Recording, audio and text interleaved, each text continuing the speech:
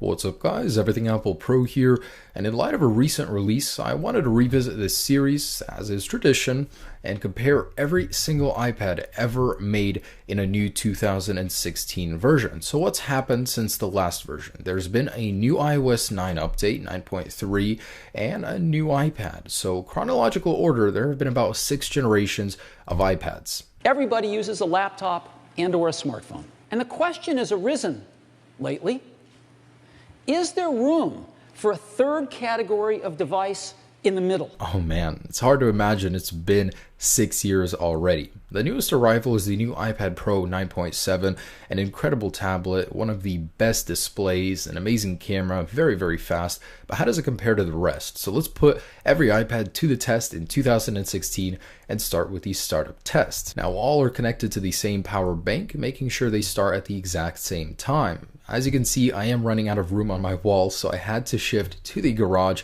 using the garage door. So first device to start up is the famous iPad Pro. You'd think the second strongest would be next, but nope, the iPad Air 2, then the original iPad, then the iPad Mini 4, iPad Air, and Mini 2. So last time I did this test, all were running 9.1, now 9.3.1, which supposedly brings speed improvements to lower end devices. So coming in 8th place, the iPad Pro 9.7, then iPad 4, and then the iPad Mini in 10th place. That's a little disappointing for a new device. Then the iPad 2, and wouldn't you know it, in last place, the iPad 3. Notoriously known as the worst iPad ever made. It was just underpowered, it had a Retina display, but wasn't ready for it. So next up, let's get into the nitty-gritty details and run a Geekbench to see how these all compare power-wise. And here are the results. So the iPad Pro does very well. It's the best, then the slightly underclocked iPad Pro 9.7,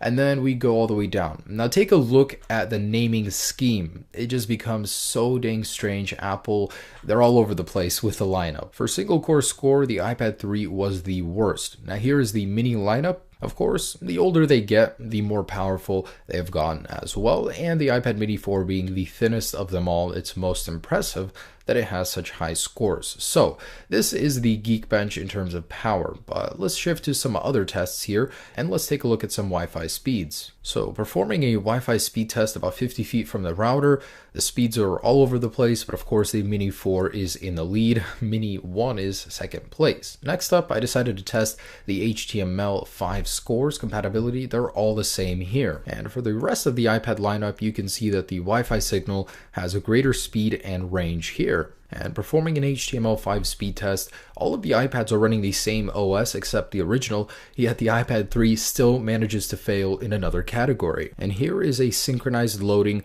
of reddit.com. So you can see that there is a progression from the iPad Pro all the way down, and the iPad original being in last place. And a couple other tests. So I wanted to see how hot these iPads get. I noticed that going from one to another, sometimes one can be way hotter. And after loading GFX Bench for about 10 minutes, this is the result I've gotten.